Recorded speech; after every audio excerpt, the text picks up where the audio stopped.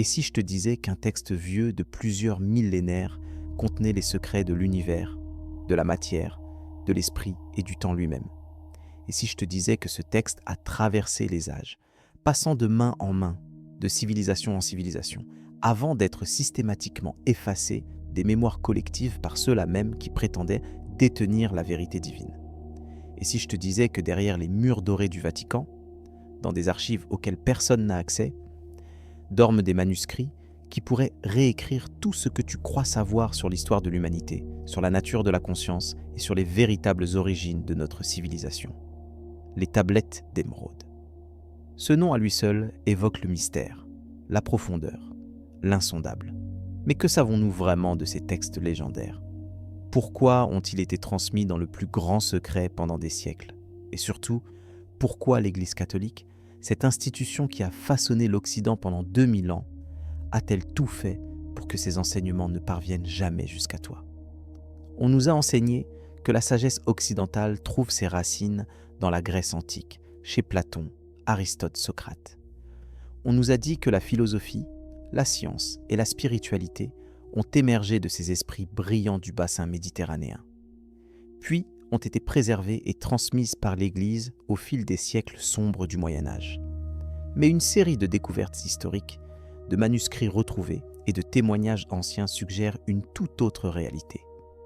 Une réalité où la connaissance véritable, la connaissance primordiale, existait bien avant les Grecs, bien avant même les pyramides d'Égypte. Une connaissance si puissante, si transformatrice, qu'elle devait être cachée au plus grand nombre. Ce soir, nous allons plonger dans l'un des mystères les plus fascinants de l'histoire humaine. Nous allons examiner des textes que la plupart des gens n'ont jamais lus, des concepts que l'on a délibérément gardés hors de portée des masses, et des preuves troublantes qui montrent comment des institutions religieuses ont orchestré l'une des plus grandes campagnes de censure de tous les temps. Nous allons parler d'Hermès Trismégiste, le 3 fois grand, cette figure mythique qui aurait transmis aux hommes les lois secrètes de l'univers. Nous allons décrypter le fameux axiome « ce qui est en haut est comme ce qui est en bas » et comprendre pourquoi cette simple phrase a terrifié les autorités ecclésiastiques pendant des siècles. Et nous allons voir comment, malgré tous les efforts pour les faire disparaître, ces enseignements ont survécu, transmis dans l'ombre par des sociétés secrètes, des alchimistes et des mystiques qui ont risqué leur vie pour préserver cette flamme. Hola et bienvenue sur ce voyage à travers les couloirs oubliés de l'histoire, où nous explorons les mystères que le temps a tenté d'ensevelir, les vérités que les puissants ont voulu faire taire, et les questions qui nous rappellent que notre compréhension du passé est bien plus fragile qu'on ne le pense. Installe-toi confortablement. Laisse ton esprit s'ouvrir doucement, comme les pages d'un vieux grimoire que l'on n'a pas touché depuis des siècles. Ce que nous allons explorer ensemble ce soir dépasse les frontières de l'histoire conventionnelle. Cela touche à la nature même de la réalité, à la façon dont nous percevons le monde, et à ces vérités anciennes que certains voudraient voir rester enterrées pour toujours. Si tu es de ceux qui aiment questionner les récits officiels, qui trouvent dans le doute une forme de sagesse, et qui croient que la vérité mérite toujours d'être cherchée, même quand elle dérange, alors reste avec moi. Et si ce voyage résonne en toi, n'hésite pas à t'abonner pour continuer cette exploration ensemble. Commençons par poser le cadre de notre enquête. Pour comprendre les tablettes d'émeraude et leur importance, nous devons d'abord nous plonger dans l'Égypte antique, cette civilisation qui fascine encore aujourd'hui par sa grandeur, ses mystères et ses connaissances apparemment impossibles pour son époque. L'histoire officielle nous raconte que l'Égypte ancienne a émergé vers 3200 ans avant notre ère, le long des rives fertiles du Nil. On nous parle de pharaons, de pyramides, de hiéroglyphes et de dieux à tête d'animaux. C'est un récit fascinant, certes, mais terriblement incomplet. Car derrière cette façade historique se cache une tradition bien plus ancienne. Une tradition de sagesse ésotérique qui, selon certains témoignages, remonterait à une époque si lointaine que notre chronologie conventionnelle ne peut même pas la concevoir. Au cœur de cette tradition se trouve une figure légendaire, connue sous le nom d'Hermès Trismégiste. En grec, Trismégiste signifie « 3 fois très grand » ou « 3 fois maître ». Ce titre n'a pas été donné à la légère. Selon les textes anciens, Hermès était le maître des 3 mondes, le monde physique, le monde mental et le monde spirituel. Il était celui qui avait percé les voiles de l'illusion pour contempler la réalité ultime, et qui avait ensuite choisi de transmettre cette connaissance à l'humanité. Mais qui était vraiment Hermès Trismégiste? C'est là que les choses deviennent fascinantes. Pour les Égyptiens, il était connu sous le nom de Thoth, le dieu de la sagesse, de l'écriture et de la magie. Thoth n'était pas simplement un dieu parmi d'autres dans le panthéon égyptien. Il occupait une place absolument centrale. C'était lui qui avait donné aux hommes l'écriture, les mathématiques, l'astronomie et la médecine. C'était lui qui gardait les archives de l'univers, qui pesait les âmes des défunts et qui détenait les secrets de la vie et de la mort. Quand les Grecs sont entrés en contact avec la civilisation égyptienne, ils ont immédiatement reconnu en Thoth leur propre dieu, Hermès, le messager des dieux, le guide des âmes vers l'au-delà. Cette fusion entre Thoth et Hermès a donné naissance à Hermès Trismégiste, une figure qui transcende les frontières culturelles et qui représente l'archétype même du sage, du maître spirituel qui possède la connaissance ultime. Mais voici ce qui est vraiment troublant. Selon plusieurs traditions anciennes, Hermès Trismégiste n'était pas simplement un dieu ou un symbole mythologique. Il aurait été un être réel, un homme de chair et de sang, qui aurait vécu sur Terre à une époque incroyablement reculée. Certains textes le situent même avant le déluge, cette catastrophe mondiale dont parlent pratiquement toutes les cultures de la planète. D'autres le placent encore plus loin dans le temps, à une époque où des civilisations aujourd'hui oubliées auraient atteint un niveau de développement spirituel et technologique que nous peinons à imaginer. C'est dans ce contexte que les tablettes d'émeraude prennent toute leur signification. Selon la légende, Hermès Trismégiste aurait gravé les principes fondamentaux de l'univers sur des tablettes faites d'émeraude, une pierre précieuse associée depuis toujours à la connaissance cachée et à la régénération. Ces tablettes auraient contenu non seulement des enseignements philosophiques, mais aussi des formules alchimiques, des secrets cosmologiques et des techniques de transformation spirituelle. La tradition raconte que ces tablettes ont été découvertes par différentes figures historiques au fil des siècles. Alexandre le Grand lui-même aurait trouvé les tablettes originales dans le tombeau d'Hermès, quelque part en Égypte. D'autres récits attribuent leur découverte à Sarah, l'épouse d'Abraham, ou encore à Apollonius de Tyane, ce philosophe et thaumaturge du 1er siècle dont la vie ressemble étrangement à celle de Jésus. Peu importe qui les a vraiment découvertes, un fait demeure. Le contenu de ces tablettes a circulé dans le monde antique, influençant profondément la philosophie grecque, la mystique juive, le gnosticisme chrétien et plus tard l'alchimie médiévale. Des fragments de cet enseignement ont survécu jusqu'à nous, notamment à travers un court texte connu sous le nom de Tabula Smaragdina, la table d'émeraude, qui résume en quelques lignes cryptiques l'essence même de la philosophie hermétique.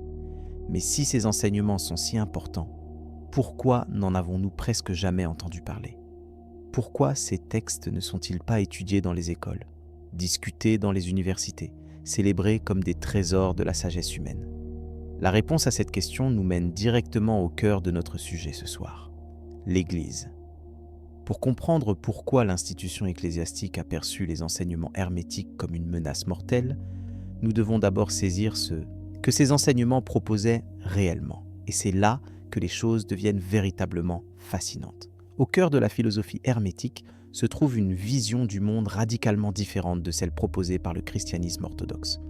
Alors que l'Église enseignait que Dieu était un être séparé de sa création, un Père céleste qui régnait depuis les hauteurs inaccessibles du paradis, les textes hermétiques proposaient quelque chose de bien plus subversif. Ils affirmaient que le divin n'était pas séparé du monde, mais qu'il en était la substance même, que l'univers entier était une manifestation de la conscience divine, et surtout que chaque être humain portait en lui une étincelle de cette divinité, un fragment du tout capable de se reconnecter à sa source. Cette idée, aussi belle soit-elle, était absolument explosive dans le contexte de l'Église primitive puis médiévale. Car si l'homme pouvait accéder directement au divin, s'il pouvait par ses propres efforts spirituels atteindre l'illumination et la connaissance de Dieu, alors à quoi servaient les prêtres, les sacrements, les rituels et toute la structure hiérarchique de l'Église. La philosophie hermétique menaçait de rendre l'institution ecclésiastique obsolète, et cela, les gardiens du pouvoir religieux ne pouvaient pas le tolérer. Le texte le plus célèbre de la tradition hermétique et celui qui a le plus irrité les autorités chrétiennes est sans doute le Poimandresse, le premier traité du Corpus Hermeticum. Dans ce texte extraordinaire, Hermès raconte comment il a reçu une vision du nous, l'intelligence divine, qui lui a révélé les mystères de la création. Le récit est d'une beauté saisissante, décrivant comment la lumière primordiale s'est différenciée pour donner naissance à l'univers, comment l'homme a été créé à l'image de Dieu et comment l'âme peut, par la connaissance et la purification, retourner à sa source divine. Ce qui est particulièrement troublant pour les théologiens chrétiens, c'est que ce texte présente des parallèles frappants avec la Genèse et l'Évangile de Jean. La création par le Verbe, la lumière qui luit dans les ténèbres, l'homme créé à l'image de Dieu, tous ces thèmes se retrouvent dans les deux traditions. Mais le Poimandresse propose une interprétation radicalement différente de ces concepts. Une interprétation qui place l'homme au centre du processus spirituel comme agent actif de sa propre transformation, et non comme pécheur, dépendant entièrement de la grâce divine et de l'intercession de l'Église. Un autre principe hermétique qui a particulièrement dérangé les autorités ecclésiastiques est celui de la correspondance, résumé par la fameuse formule « ce qui est en haut est comme ce qui est en bas, et ce qui est en bas est comme ce qui est en haut ». Cette phrase, tirée directement de la table d'émeraude, affirme que l'univers fonctionne selon des lois analogiques, que les mêmes principes qui gouvernent les étoiles gouvernent aussi l'atome, que le macrocosme se reflète dans le microcosme. Cette idée implique que l'homme, en tant que microcosme, est un reflet parfait de l'univers entier. Elle suggère que comprendre soi-même, c'est comprendre le cosmos. Et elle ouvre la porte à des pratiques comme l'astrologie, l'alchimie et la magie. Toutes basées sur l'idée que les forces célestes et terrestres sont interconnectées et peuvent être manipulées par celui qui comprend leur correspondance.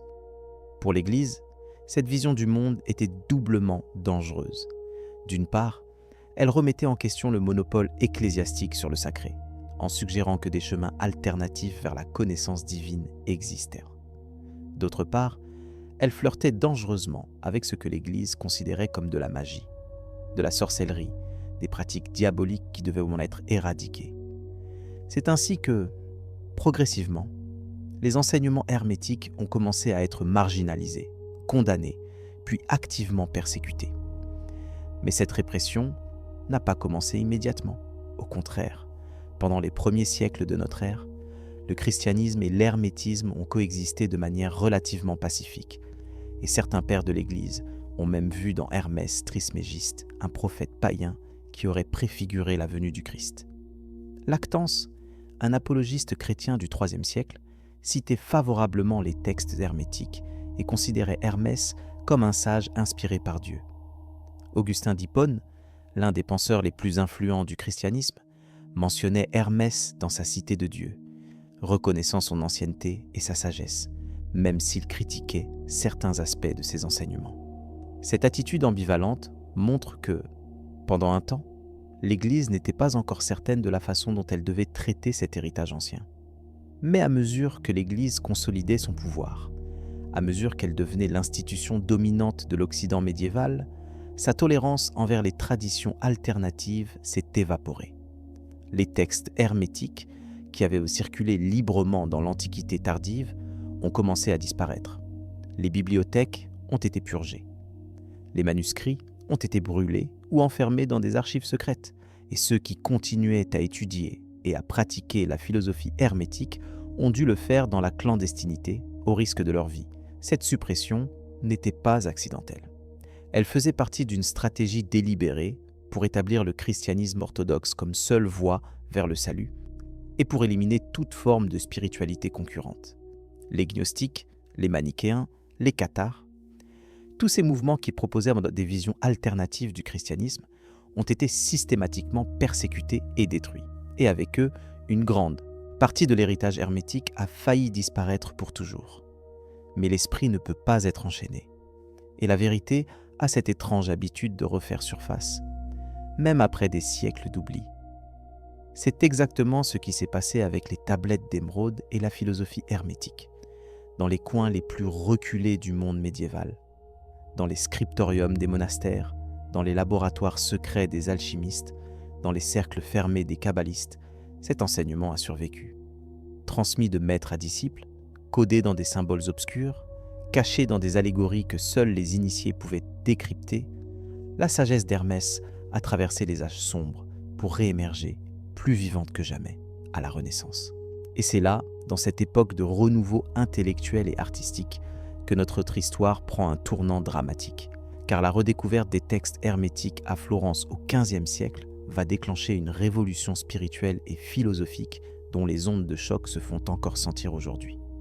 Mais cette renaissance sera aussi le prélude à une nouvelle vague de répression, plus subtile peut-être, mais tout aussi efficace, qui va façonner la façon dont nous percevons encore aujourd'hui notre histoire spirituelle. Nous voici maintenant transportés dans l'Italie du XVe siècle, à Florence précisément, cette cité extraordinaire où va se jouer l'un des épisodes les plus fascinants de l'histoire intellectuelle occidentale.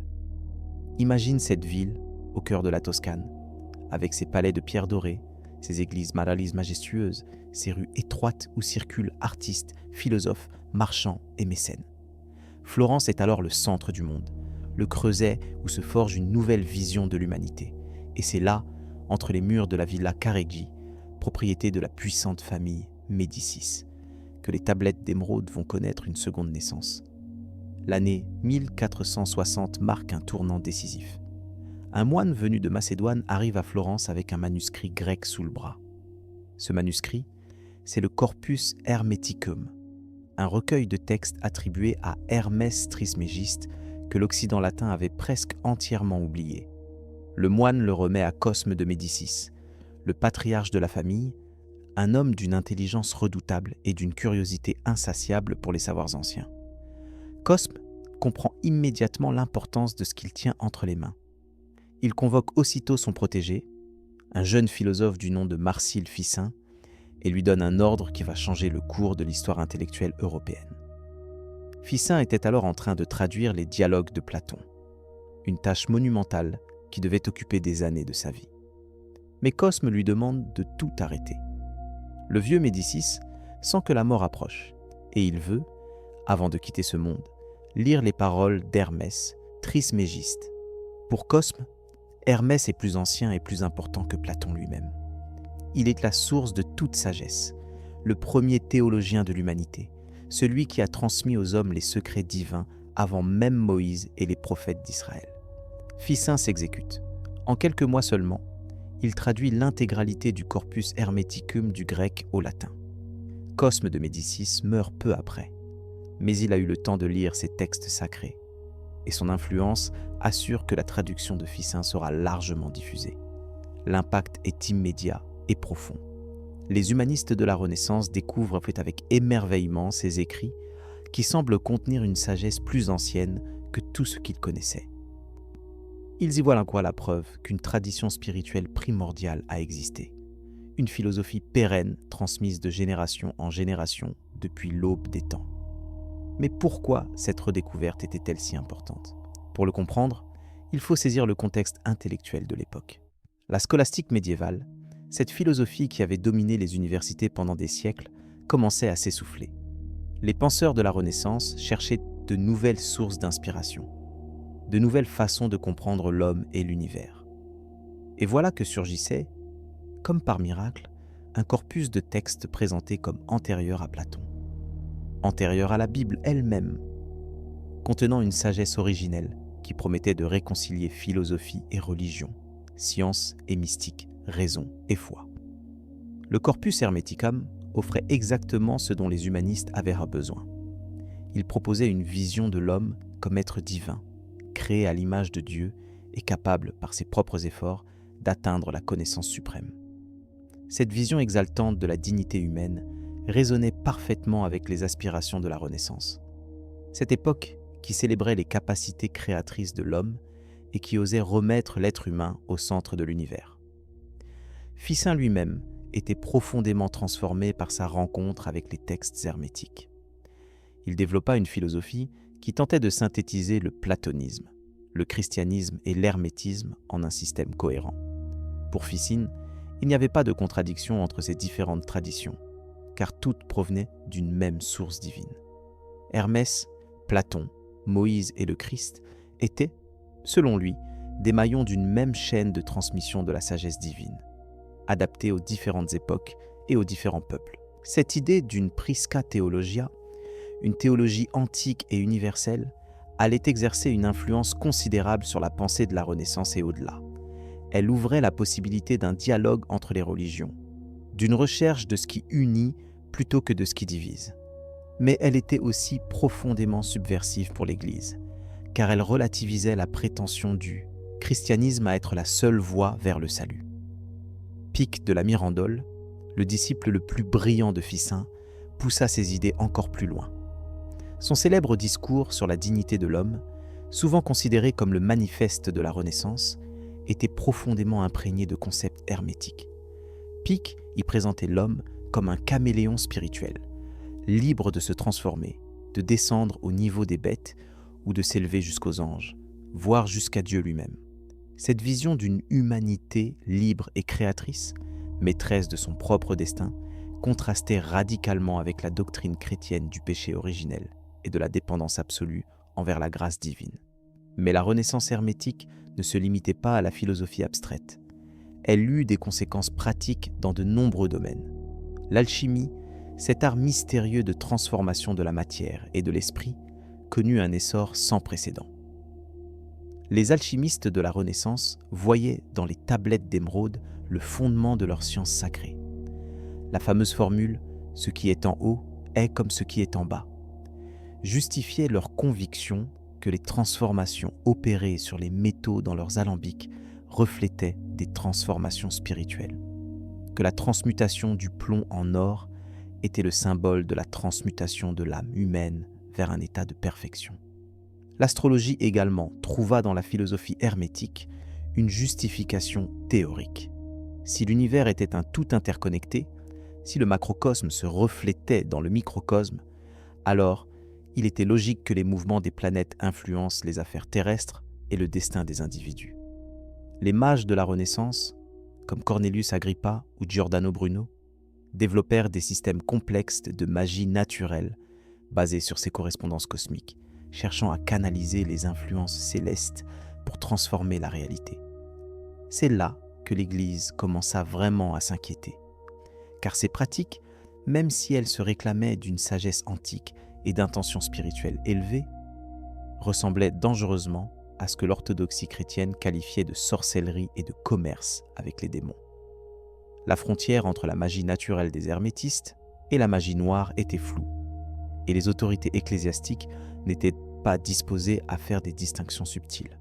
L'Inquisition, cette institution redoutable chargée de traquer l'hérésie, commença à s'intéresser de près aux adeptes de la philosophie hermétique. Des procès eurent lieu, des livres furent brûlés, des penseurs furent soit contraints à l'exil ou à la rétractation. Le cas le plus célèbre et le plus tragique est sans doute celui de Giordano Bruno, ce philosophe napolitain qui avait osé pousser les implications de l'hermétisme jusqu'à leurs conséquences les plus radicales. Bruno avait voyagé à travers toute l'Europe, enseignant une philosophie qui mélangeait l'hermétisme, le copernicanisme et des spéculations cosmologiques audacieuses. Il affirmait que l'univers était infini, peuplé d'innombrables mondes habités. Il suggérait que les étoiles étaient des soleils semblables aux nôtres, chacun entouré de ses propres planètes. Ces idées, qui nous semblent aujourd'hui parfaitement raisonnables à la lumière de l'astronomie moderne, étaient alors considérées comme des hérésies monstrueuses. Mais ce qui condamna vraiment Bruno, ce ne furent pas ses idées cosmologiques, ce fut sa vision religieuse, profondément marquée par l'hermétisme. Bruno croyait en une religion universelle de l'esprit, une spiritualité qui transcenderait les divisions confessionnelles et permettrait à l'humanité de renouer avec la sagesse originelle d'Hermès Trismégiste. Il voyait dans le christianisme de son époque une dégénérescence, une trahison de l'enseignement véritable du Christ, qu'il considérait lui-même comme un mage, un initié au mystère hermétique. En 1600, après 8 années d'emprisonnement et de procès, Giordano Bruno fut condamné au bûcher. Le 17 février de cette année, sur le Campo dei Fiori à Rome, il fut brûlé vif devant une foule nombreuse. Selon la légende, lorsqu'on lui présenta le crucifix avant l'exécution, il détourna la tête avec mépris. Ses dernières paroles auraient été adressées à aucun de ses juges, leur prédisant qu'ils avaient même plus peur de prononcer la sentence que lui de la recevoir. Le martyre de Bruno envoya un message clair à tous ceux qui auraient été tentés de suivre la voie hermétique. L'Église ne tolérerait pas de défi à son autorité spirituelle. Les tablettes d'émeraude et leurs enseignements devaient rester dans l'ombre, réservés à des cercles d'initiés qui savaient garder le silence. Mais la répression ne suffit pas à éteindre la flamme, car la philosophie hermétique avait quelque chose que les dogmes officiels ne possédaient pas. Elle offrait une expérience directe du divin, une voie de transformation personnelle qui ne dépendait pas de l'intercession des prêtres. Et cette promesse, malgré tous les dangers, continuait d'attirer des esprits audacieux. Un développement crucial eut lieu en 1614, lorsqu'un érudit du nom d'Isaac Casaubon publia une étude qui allait apparemment porter un coup fatal à la tradition hermétique. Par une analyse philologique minutieuse, Casaubon démontra que les textes du Corpus Hermeticum ne pouvaient pas dater de l'époque de Moïse ou d'avant. Leur vocabulaire, leur style, leurs références philosophiques les situaient clairement dans les premiers siècles de notre ère, à l'époque de l'Empire romain. Cette découverte fut présentée comme la preuve définitive que les textes hermétiques étaient des faux, des fabrications tardives qui ne contenaient aucune sagesse authentiquement ancienne. L'Église et les rationalistes s'accordèrent pour la première fois. Les premiers, voyant dans cette datation la confirmation que l'hermétisme n'était qu'une imposture païenne. Les seconds y trouvant une raison supplémentaire de rejeter ces textes comme des superstitions médiévales. Mais cette lecture de la découverte de Casaubon passait à côté de quelque chose d'essentiel. Car même si les textes tels que nous les connaissons ont été rédigés dans l'Antiquité tardive, cela ne signifie pas que les enseignements qu'ils contiennent sont tardifs. La tradition orale, dans les cultures anciennes, était un véhicule de transmission extraordinairement fiable. Des enseignements pouvaient être transmis de bouche à oreille pendant des millénaires avant d'être finalement mis par écrit. De plus, des recherches plus récentes ont montré que les textes hermétiques contiennent effectivement des éléments qui remontent à l'Égypte pharaonique, des concepts, des images, des structures de pensée que l'on retrouve dans les textes des pyramides et dans d'autres sources égyptiennes authentiques. Cela suggère que les auteurs du Corpus Hermeticum, quels qu'ils aient été, avaient accès à des traditions égyptiennes véritables, qui l'ont reformulé dans le langage philosophique de leur époque. La question de l'authenticité des tablettes d'émeraude est donc bien plus complexe qu'il n'y paraît. Nous ne possédons pas les tablettes originales en émeraude, si tant est qu'elles aient jamais existé sous cette forme. Ce que nous avons, c'est une série de textes qui prétendent transmettre l'enseignement d'Hermès Trismégiste, une figure qui elle-même est un syncrétisme entre le dieu égyptien Thoth et le dieu grec Hermès. Mais derrière ces couches de transmission et de réinterprétation, y a-t-il un noyau de sagesse authentiquement ancien ? C'est une question à laquelle la science historique seule ne peut pas répondre définitivement. Ce qui est certain, en revanche, c'est l'influence extraordinaire que ces enseignements ont exercée sur l'histoire de la pensée occidentale. Malgré toutes les tentatives de censure et de discréditation, la philosophie hermétique a continué à couler comme une rivière souterraine sous la surface de la culture européenne. Elle a influencé Newton, qui consacra plus de temps à l'alchimie et à l'étude des textes hermétiques qu'à la physique pour laquelle il est célèbre. Elle a nourri le romantisme allemand, avec des penseurs comme Novalis et Goethe, qui voyaient dans l'hermétisme une alternative au rationalisme desséchant des Lumières. Au XIXe siècle, des mouvements comme la Société théosophique et l'Ordre hermétique de l'Aube dorée ont tenté de ressusciter la tradition hermétique dans toute sa richesse.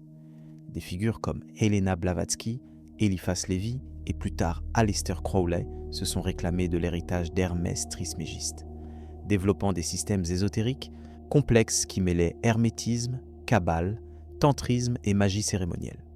Mais au-delà de ces cercles ésotériques, l'influence hermétique se retrouvent dans des endroits inattendus. La psychologie analytique de Carl Gustav Jung, par exemple, est profondément marquée par l'alchimie hermétique. Jung voyait dans les symboles alchimiques des représentations du processus d'individuation. Cette transformation psychologique par laquelle l'être humain devient pleinement lui-même. Pour Jung, les alchimistes n'étaient pas simplement des proto-chimistes naïfs, essayant de fabriquer de l'or. C'étaient des explorateurs de l'inconscient, qui avaient découvert, à travers leurs expériences de laboratoire, des vérités profondes sur la psyché humaine. Aujourd'hui encore, les principes hermétiques continuent de résonner dans la culture contemporaine, souvent de manière invisible. L'idée que les pensées créent la réalité, si populaire dans les mouvements de développement personnel, est une reformulation du principe hermétique du mentalisme, selon lequel l'univers est mental, créé et maintenu par la pensée divine. La loi de l'attraction, rendue célèbre par des livres comme Le Secret, est essentiellement une vulgarisation du principe de correspondance hermétique. Même dans la physique quantique, certains scientifiques ont cru voir des échos de la sagesse hermétique, notamment dans l'idée que l'observateur influence ce qu'il observe. Mais pourquoi cette tradition a-t-elle été si tenacement combattue par l'Église ? La réponse va au-delà de simples questions théologiques. Elle touche à la nature même du pouvoir et à la façon dont les institutions le maintiennent. L'hermétisme propose une spiritualité de l'expérience directe. Il affirme que chaque individu peut, par ses propres efforts et sa propre contemplation, accéder aux vérités les plus élevées. Il n'y a pas besoin d'intermédiaire, pas besoin de prêtre, pas besoin d'institution. Le divin est accessible à tous ceux qui le cherchent sincèrement. Cette démocratisation du sacré est profondément menaçante pour toute institution qui base son pouvoir sur le monopole de l'accès au divin. L'Église catholique, pendant des siècles, s'est présentée comme l'unique gardienne des clés du paradis. Seuls ses sacrements pouvaient effacer les péchés. Seuls ses prêtres pouvaient intercéder auprès de Dieu. Seule son interprétation des Écritures était valide. Dans ce contexte, un enseignement qui affirmait que l'homme portait en lui-même la capacité de connaître Dieu, directement, sans médiation, était une hérésie mortelle qui sapait les fondements même du pouvoir ecclésiastique. Plongeons maintenant plus profondément dans le contenu même de ces enseignements si jalousement gardés. Car au-delà de l'histoire de leur transmission et de leur répression, c'est le message lui-même qui mérite toute notre attention. Que disaient vraiment ces tablettes d'émeraude ? Quel secret contenaient-elles qui justifiait une telle persécution à travers les âges ? La table d'émeraude originale, dans sa forme la plus connue, est un texte remarquablement court. Quelques paragraphes seulement, peut-être une trentaine de lignes selon les versions. Mais dans ces quelques lignes se trouve condensée une vision du monde d'une profondeur vertigineuse. Chaque phrase, chaque mot presque, ouvre sur des abîmes de signification que des générations de penseurs ont tenté de sonder. Le texte commence par une affirmation solennelle de vérité. Il est vrai, sans mensonge, certain et très véritable. Cette ouverture n'est pas anodine. Elle établit d'emblée que ce qui va suivre n'est pas de l'ordre de l'opinion ou de la spéculation. C'est une révélation, une vérité absolue transmise par celui qui a contemplé les mystères ultimes de l'existence. Puis vient la formule centrale, celle qui a traversé les siècles et qui résume l'essence même de la philosophie hermétique. Ce qui est en bas est comme ce qui est en haut, et ce qui est en haut est comme ce qui est en bas, pour accomplir les miracles d'une seule chose. Cette phrase, apparemment simple, contient en germe toute une cosmologie, toute une métaphysique, toute une pratique spirituelle. Comprendre vraiment ce principe de correspondance demande que nous suspendions nos habitudes de pensée modernes. Nous vivons dans un monde où la séparation est la norme. Le corps est séparé de l'esprit. L'homme est séparé de la nature. Le ciel est séparé de la terre. La science étudie le monde physique. La religion s'occupe du spirituel. Et les deux domaines ne sont pas censés se mélanger. Mais la vision hermétique refuse catégoriquement cette fragmentation. Pour Hermès Trismégiste, l'univers est un tout organique où chaque partie reflète le tout et où le tout est présent dans chaque partie. Les mêmes lois qui gouvernent le mouvement des galaxies gouvernent aussi le flux du sang dans nos veines. Les mêmes principes qui ordonnent les cycles des saisons ordonnent aussi les cycles de notre vie intérieure. Il n'y a pas de séparation fondamentale entre le spirituel et le matériel, entre le divin et l'humain, entre le cosmique et le personnel. Cette vision a des implications pratiques considérables. Si l'homme est vraiment un microcosme, un petit univers reflétant le grand univers, alors se connaître soi-même équivaut à connaître l'univers. L'antique injonction du temple de Delphes, « Connais-toi toi-même », prend ici une dimension cosmique. L'exploration intérieure devient une forme de cosmologie et la méditation devient une forme de science. De même, si les correspondances entre les différents niveaux de réalité sont réelles, alors il devient possible d'agir sur un niveau pour produire des effets sur un autre. C'est le fondement de toute magie, de toute alchimie, de toute pratique spirituelle transformatrice. Le mage qui manipule des symboles, l'alchimiste qui travaille sur les métaux, le mystique qui discipline ses pensées. Tous opèrent sur la base de ce principe de correspondance, cherchant à provoquer des changements dans les sphères supérieures par des actions dans les sphères inférieures, ou inversement. La table d'émeraude continue en décrivant le processus de création de l'univers. Et comme toutes choses ont été faites par la méditation d'un seul, ainsi toutes choses sont nées de cette chose unique par adaptation. Cette phrase énonce le principe du monisme, l'idée que toute la diversité de l'univers provient d'une source unique, mais elle ajoute quelque chose de crucial. Le processus par lequel l'unité devient multiplicité n'est pas une chute ou une dégradation, c'est une adaptation, un déploiement créatif de l'un en la multitude. Cette vision est rare, radicalement différente de la théologie chrétienne traditionnelle, qui tend à voir le monde matériel comme un lieu d'exil, un domaine de péché et de souffrance dont l'âme doit s'échapper pour retourner au ciel. Dans la perspective hermétique, le monde matériel est une expression légitime du divin, une forme que la conscience cosmique a choisi de prendre. La matière n'est pas l'ennemi de l'esprit, elle en est la densification, la cristallisation dans une forme perceptible. Le texte mentionne ensuite le soleil comme père et la lune comme mère de cette chose unique, la terre et sa nourrice. Ces images ne sont pas de simples métaphores poétiques. Elles encodent une compréhension des forces cosmiques et de leur interaction dans la création et le maintien de la vie. Le soleil représente le principe actif, masculin, générateur. La lune représente le principe réceptif, féminin, formateur. La terre est le lieu où ces deux principes se rencontrent et s'incarnent. Cette polarité entre principes masculins et féminins traverse toute la philosophie hermétique. Ce n'est pas un dualisme, car les deux pôles sont des aspects d'une même réalité. C'est plutôt une dynamique, une tension créatrice qui anime l'univers à tous les niveaux. On la retrouve dans le symbolisme alchimique du soufre et du mercure, dans la Kabbale avec les piliers de la rigueur et de la miséricorde, dans le taoïsme avec le yin et le yang. C'est un principe universel que les sages de toutes les traditions ont reconnu. La table d'émeraude décrit ensuite les opérations nécessaires pour accomplir le grand œuvre, cette transformation qui est à la fois spirituelle et matérielle. Tu sépareras la terre du feu, le subtil de l'épais, doucement et avec grande industrie. Il monte de la terre au ciel, et de Réchef il descend en terre, et il reçoit la force des choses supérieures et inférieures. Ces lignes ont été interprétées de multiples façons au cours des siècles.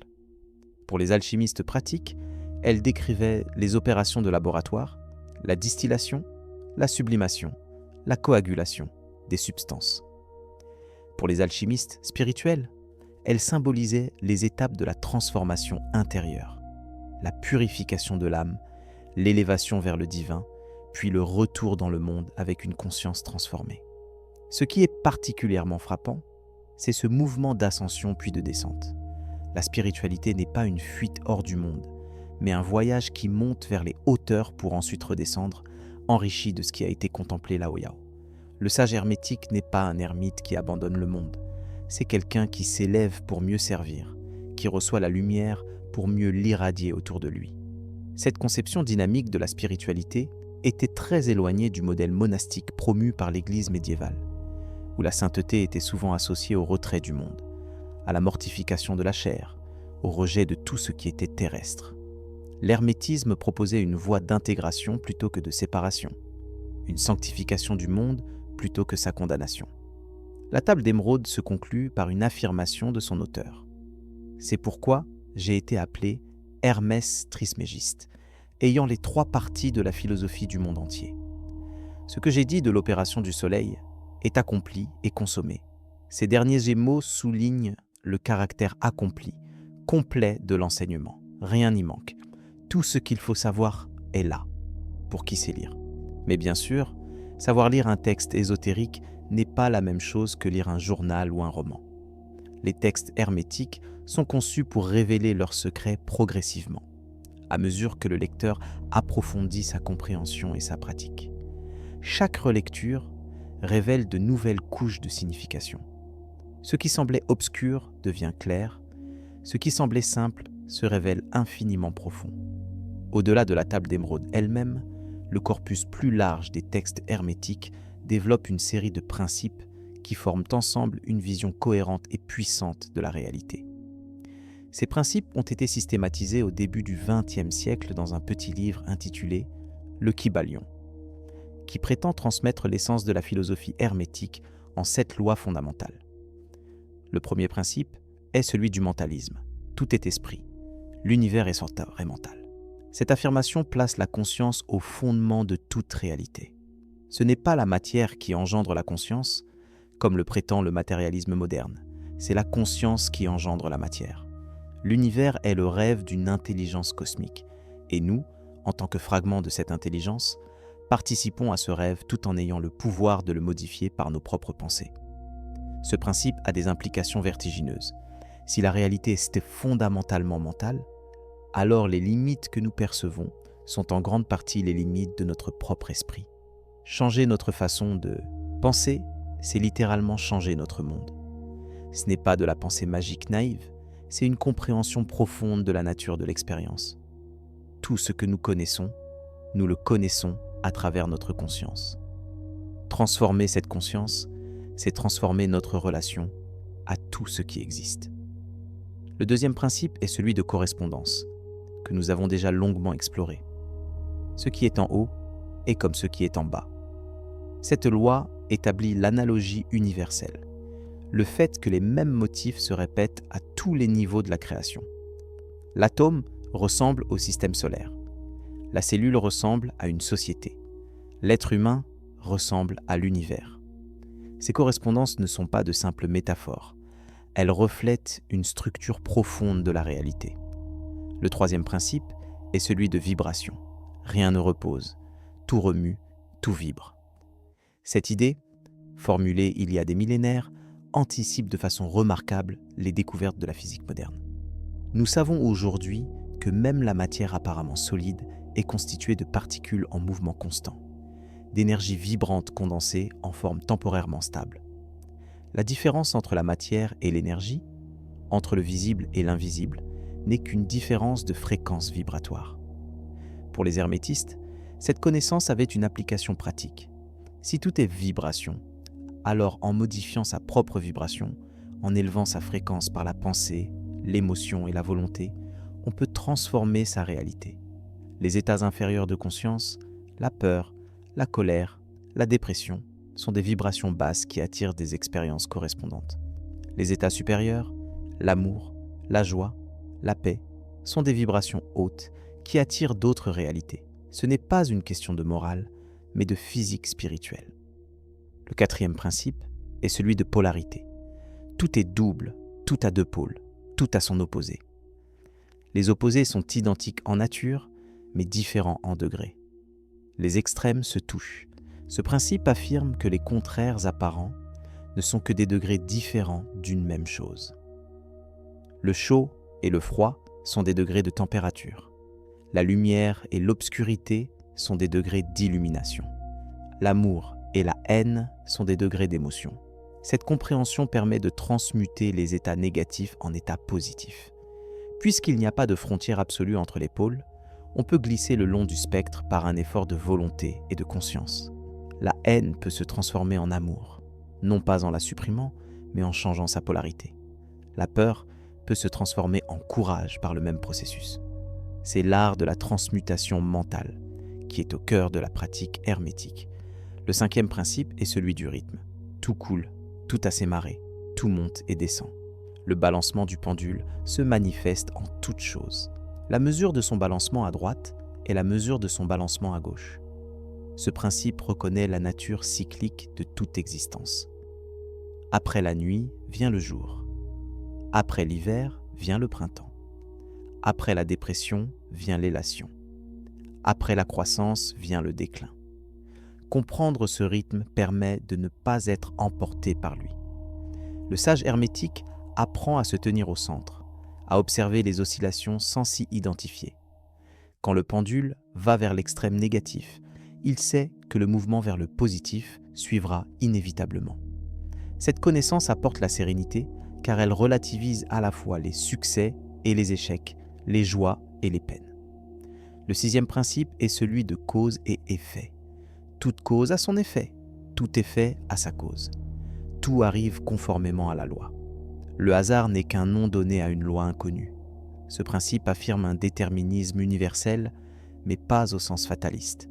Car si tout est causé, celui qui comprend les causes peut agir sur les effets. Le mage n'est pas celui qui défie les lois de l'univers, c'est celui qui les comprend et sait les utiliser. L'Église voyait dans ce principe une négation de la providence divine et du libre arbitre.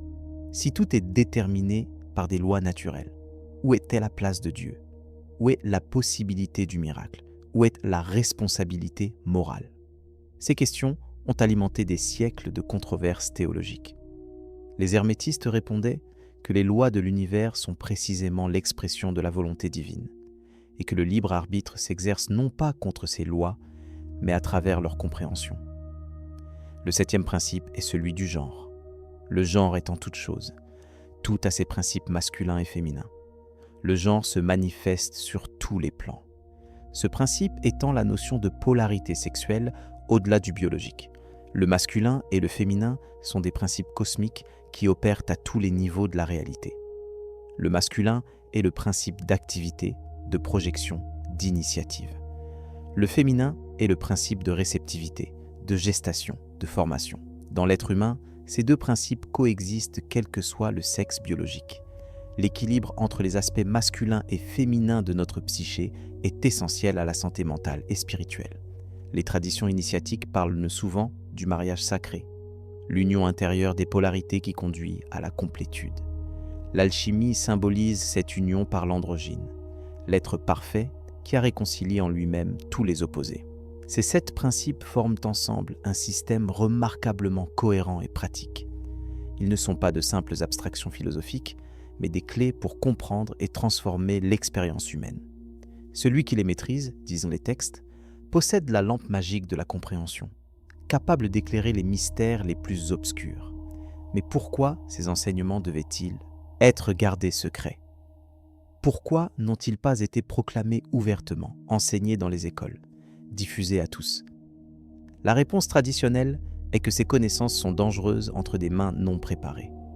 Le pouvoir de manipuler les forces subtiles de l'univers peut être utilisé pour le bien comme pour le mal. Sans la préparation morale et spirituelle appropriée, ces connaissances pourraient être détournées à des fins égoïstes ou destructrices. C'est pourquoi les enseignements hermétiques ont toujours été transmis dans le cadre de traditions initiatiques, où l'aspirant devait prouver sa sincérité et sa maturité avant de recevoir les secrets les plus profonds. Les grades d'initiation correspondaient à des niveaux de compréhension et de responsabilité. On ne confiait pas les mystères ultimes à quelqu'un qui n'avait pas démontré sa capacité à les utiliser sagement. L'Église avait ses propres raisons de combattre ces traditions. Au-delà de la menace que l'hermétisme représentait pour son monopole spirituel, il y avait une incompatibilité fondamentale entre les visions du monde. Le christianisme orthodoxe insistait sur la transcendance absolue de Dieu, son altérité radicale par rapport à la création. L'hermétisme enseignait l'immanence divine, la présence de Dieu en toute chose et en chaque être humain. Ces deux visions peuvent peut-être être réconciliées à un niveau mystique profond, mais institutionnellement, elles entraient en collision frontale. Laisse-moi maintenant t'emmener dans les coulisses du pouvoir, là où les décisions qui ont façonné notre compréhension du monde ont été prises dans l'ombre. car pour véritablement saisir l'ampleur de la censure qui a frappé les enseignements hermétiques, nous devons pénétrer dans les arcanes de l'Église catholique, cette institution qui, pendant plus d'un millénaire, a exercé un contrôle quasi absolu sur la vie intellectuelle et spirituelle de l'Occident. Le Vatican garde jalousement ses secrets depuis des siècles. Ces archives, officiellement appelées archives apostoliques, s'étendent sur plus de 85 km de rayonnage. 85 km de documents, de manuscrits, de correspondances, de procès-verbaux, de bulles papales et de traités accumulés depuis plus de 1200 ans. Et pendant très longtemps, ces archives étaient totalement inaccessibles à quiconque n'appartenait pas aux plus hautes sphères de la hiérarchie ecclésiastique. Ce n'est qu'en 1881 que le pape Léon XIII a partiellement ouvert les archives aux chercheurs qualifiés. Mais même aujourd'hui, l'accès reste strictement contrôlé. Certaines sections demeurent fermées. Certains documents sont classifiés. Et beaucoup soupçonnent que les découvertes les plus sensibles, celles qui pourraient remettre en question les fondements même de la doctrine chrétienne, ne verront jamais la lumière du jour. Parmi les documents qui dorment probablement dans ces archives, se trouvent des textes hermétiques originaux que l'Église a confisqués au fil des siècles. Car la politique de l'Église envers les écrits hérétiques n'était pas simplement de les détruire. Souvent, les documents les plus précieux étaient préservés, mais tenus hors de portée du public. Cette pratique avait une double fonction. Elle empêchait la diffusion d'idées dangereuses tout en permettant aux théologiens de l'Église d'étudier ces textes pour mieux les réfuter. L'Index Librorum Prohibitorum, cette liste des livres interdits par l'Église, a été officiellement maintenue de 1559 jusqu'à 1966. Pendant plus de 400 ans, cette liste a dicté ce que les catholiques avaient le droit de lire ou non. Les textes hermétiques et alchimiques y figuraient en bonne place, aux côtés d'œuvres de Galilée, Descartes, Kant et d'innombrables autres penseurs dont les idées dérangeaient l'orthodoxie. Mais l'index n'était que la partie visible de l'iceberg. Avant qu'un livre ne soit officiellement interdit, il passait par un processus d'examen qui pouvait conduire à sa modification, sa censure partielle ou sa suppression complète. Des commissions ecclésiastiques lisaient les manuscrits avant leur publication et exigeaient la suppression des passages jugés problématiques. Des éditeurs étaient contraints de modifier leurs textes sous peine de voir leur presse confisquée et leurs personnes poursuivies. Cette censure systématique a eu des effets dévastateurs sur la transmission des savoirs anciens. Combien de manuscrits hermétiques ont été perdus à jamais dans les flammes des autodafés? Combien de copies uniques de textes alchimiques ont pourri dans les caves de monastères, oubliés de tous? Combien de lignées de transmission orale ont été interrompues quand leurs détenteurs ont été emprisonnés, exilés ou exécutés? Nous ne le saurons probablement jamais. Ce qui est certain, c'est que la tradition hermétique telle que nous la connaissons aujourd'hui n'est qu'un fragment de ce qui existait autrefois. Les textes qui nous sont parvenus ont survécu par miracle, souvent cachés dans des bibliothèques privées, transmis de main en main entre initiés qui risquaient leur vie pour préserver cette flamme de connaissance. L'Inquisition, ce tribunal ecclésiastique chargé de traquer l'hérésie, a joué un rôle central dans cette répression. Fondée au XIIIe siècle pour combattre les cathares du sud de la France, l'Inquisition a élargi son champ d'action au fil des siècles pour inclure toute forme de déviance par rapport à l'orthodoxie catholique. Les pratiquants de l'alchimie, de l'astrologie et de la magie hermétique étaient des cibles naturelles pour ces chasseurs d'hérétiques. Les méthodes de l'Inquisition étaient tristement célèbres. La torture était légalement autorisée pour obtenir des aveux. Les accusés n'avaient pas le droit de connaître l'identité de leurs accusateurs. Les procès se déroulaient en secret, sans possibilité de défense réelle. Et les peines allaient de l'emprisonnement à vie à la mort par le feu, en passant par la confiscation des biens et l'infamie pour les descendants. Face à cette menace, les adeptes de la tradition hermétique ont dû développer des stratégies de survie sophistiquées. La première était le secret absolu. Les enseignements étaient retransmis oralement, de maître à disciple, sans laisser de traces écrites qui auraient pu tomber entre les mains des inquisiteurs.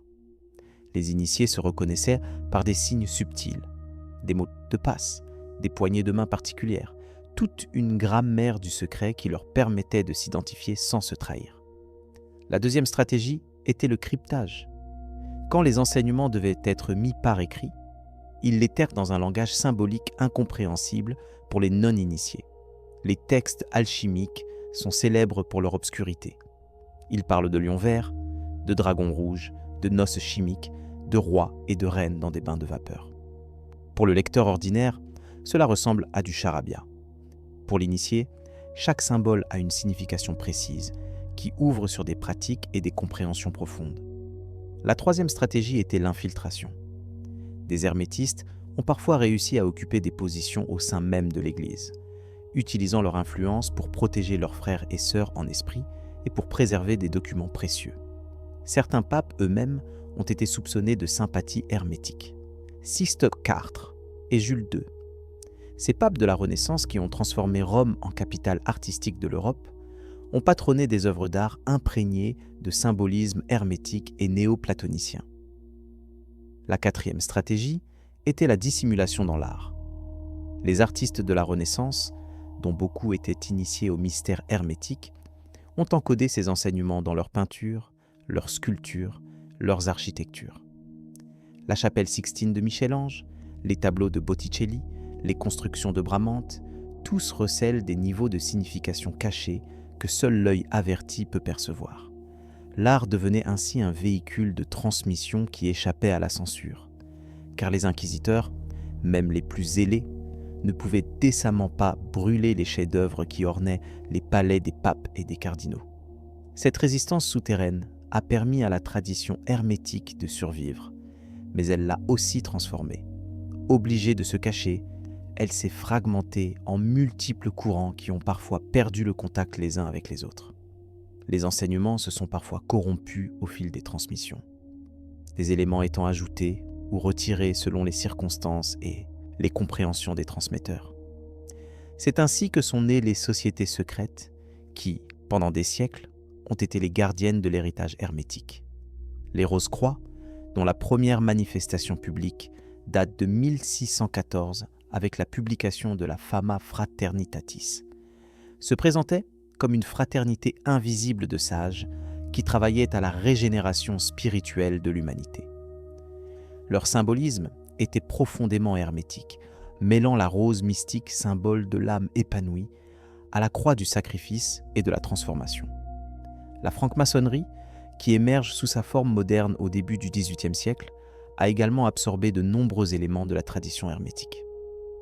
Les rituels maçonniques font constamment référence à la construction du temple de Salomon, mais cette construction est comprise comme une allégorie de la construction de soi-même, de l'édification du temple intérieur. Les outils du maçon, l'équerre, le compas, le niveau, deviennent des symboles de vertu morale et de principes cosmiques. Et le voyage initiatique du maçon, de l'obscurité vers la lumière, du profane vers le sacré, reproduit le chemin de transformation décrit dans les textes hermétiques. Ces sociétés secrètes ont joué un rôle considérable dans l'histoire moderne. Leurs membres se sont trouvés aux positions clés de nombreuses révolutions et transformations sociales. La Révolution française, la Révolution américaine, les mouvements d'indépendance d'Amérique latine, tous ont compté parmi leurs acteurs des initiés aux traditions ésotériques. Les idéaux des Lumières, liberté, égalité, fraternité, raison, progrès, portent l'empreinte de la pensée hermétique, même si cette filiation est rarement reconnue dans les livres d'histoire. Mais revenons aux preuves concrètes, aux traces matérielles que l'histoire nous a laissées de cette tradition persécutée. Car au-delà des textes et des témoignages, il existe des objets, des lieux, des constructions qui témoignent silencieusement de la présence hermétique à travers les âges. Prenons l'exemple des cathédrales gothiques. Ces chefs-d'œuvre architecturaux qui ornent les villes d'Europe sont généralement présentés comme des expressions pures de la foi chrétienne médiévale. Mais un examen plus attentif révèle quelque chose de bien plus complexe. Le symbolisme des cathédrales est profondément ésotérique, mêlant des éléments chrétiens à des motifs alchimiques, astrologiques et hermétiques. Notre-Dame de Paris, avant l'incendie qui l'a partiellement détruite, était un véritable livre de pierre pour qui savait lire ses symboles.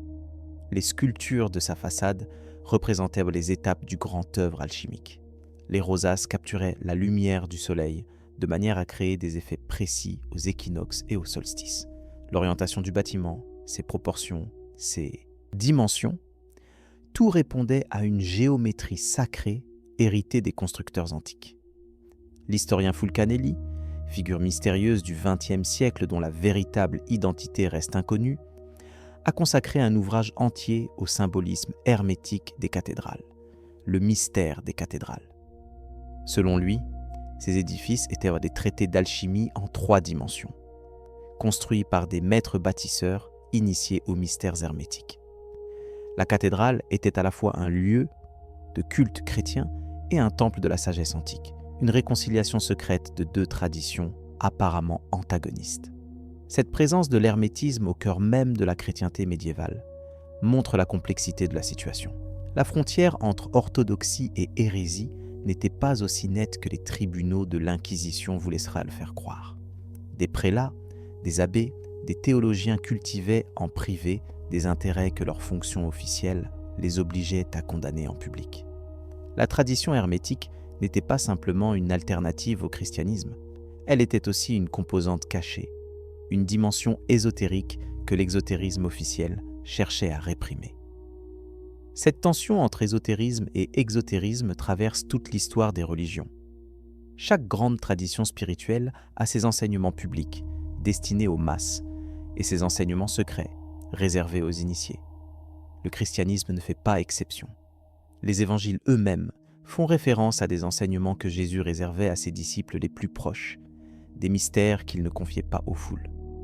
Paul parle de sagesse que l'on enseigne aux parfaits, aux spirituels, et non aux charnels encore enfants dans la foi. Les gnostiques des premiers siècles chrétiens se considéraient comme les héritiers de cet enseignement secret. Ils prétendaient posséder une connaissance, une gnose, transmise de Jésus à ses disciples les plus avancés, puis de génération en génération jusqu'à eux. Cette gnose avait d'étroites affinités avec la philosophie hermétique. Comme elle enseignait que l'homme portait en lui une étincelle divine emprisonnée dans la matière. Comme elle proposait un chemin de libération par la connaissance de soi et du cosmos. L'Église naissante a combattu les gnostiques avec une férocité particulière. Leurs textes ont été systématiquement détruits, leurs communautés ont été dispersées, leurs enseignements ont été caricaturés et condamnés. Pendant des siècles, nous ne connaissions les gnostiques que par les écrits de leurs adversaires, qui les présentaient comme des hérétiques pervers adorant des démons et pratiquant des rituels obscènes. Mais en 1945, une découverte extraordinaire a changé la donne. Dans la ville de Nag Hammadi, en Haute-Égypte, des paysans ont trouvé par hasard une jarre contenant 13 codex de papyrus. Ces textes, datant du IVe siècle mais contenant des écrits plus anciens, étaient des documents gnostiques authentiques, cachés par des moines pour les soustraire à la destruction ordonnée par l'Église. La bibliothèque de Nag Hammadi a révélé un christianisme radicalement différent de celui que l'orthodoxie avait imposé. Un christianisme mystique, où le salut vient de la connaissance plutôt que de la foi, où la femme occupe une place centrale, où le Dieu créateur du monde matériel est distinct du Père céleste que Jésus est venu révéler. Ces textes ont des parallèles frappants avec les écrits hermétiques, confirmant les liens profonds entre gnosticisme et hermétisme. Parmi les textes découverts à Nag Hammadi se trouve d'ailleurs un traité hermétique, Asclepius, dans une version copte qui diffère sur certains points de la version latine qui avait survécu en Occident. Cette découverte prouve que les textes hermétiques circulaient parmi les premiers chrétiens d'Égypte, qu'ils étaient considérés comme suffisamment importants pour être préservés, et qu'ils ont été victimes de la même répression qui a frappé les écrits gnostiques. Mais les découvertes archéologiques ne se limitent pas aux textes. Des artefacts retrouvés dans diverses parties du monde suggèrent que les pratiques hermétiques étaient bien plus répandues qu'on ne le pense habituellement. Des gemmes magiques de l'Antiquité tardive portent des inscriptions hermétiques et des symboles alchimiques. Des instruments astronomiques complexes témoignent de connaissances sophistiquées transmises par des traditions initiatiques. Des talismans et des amulettes retrouvés dans des tombes montrent que ces croyances n'étaient pas réservées à une élite intellectuelle, mais pénétraient toutes les couches de la société. En Égypte même, les archéologues ont retrouvé des traces de laboratoires alchimiques dans les temples. Des fresques montrent des prêtres égyptiens manipulant des alambics et d'autres appareils de distillation. Des papyrus détaillent des recettes de teinture, de métallurgie et de fabrication de pierres précieuses artificielles. Ces découvertes confirment que l'alchimie n'est pas une invention médiévale arabe ou européenne, mais qu'elle trouve ses racines dans l'Égypte ancienne, exactement comme le prétendait la tradition hermétique. La géologie elle-même apporte des éléments troublants à notre enquête. L'érosion de la sphinx de Gizeh, selon certains géologues comme Robert Schoch de l'Université de Boston, suggère que ce monument a été exposé à d'importantes précipitations pendant une période prolongée. Or, le climat actuel de l'Égypte est désertique depuis au moins 5000 ans.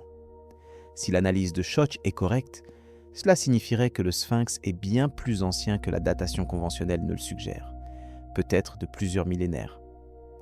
Cette hypothèse, bien que controversée, s'accorde avec les affirmations de la tradition hermétique selon lesquelles la civilisation égyptienne avait des racines bien plus anciennes que ce que l'histoire officielle reconnaît.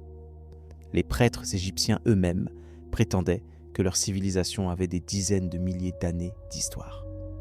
Platon rapporte dans le Timée que les prêtres égyptiens auraient dit à Solon que les Grecs étaient comme des enfants, sans connaissance des temps anciens.